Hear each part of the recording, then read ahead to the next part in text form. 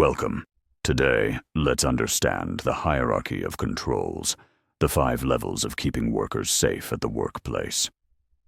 In work-at-height situations, safety begins with the same hierarchy, from removing risks to proper protective equipment. Let's break it down step by step. Elimination. First is elimination, the most effective step. If the hazard can be removed, the risk disappears. In factories, this could mean removing unsafe old machines or unnecessary tasks. Substitution.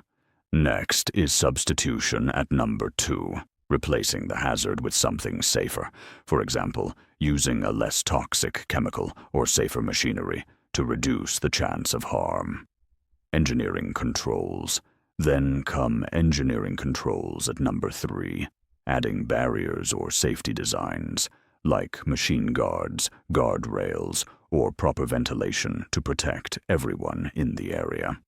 Administrative controls. Fourth is administrative controls, setting clear rules, safety briefings, and schedules, ensuring every worker is trained to follow safe procedures every time.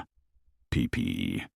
And finally, PPE. Personal protective equipment, helmets, gloves, goggles, and harnesses are essential when other controls cannot fully remove the risk. Remember, start from the top of the hierarchy and work down.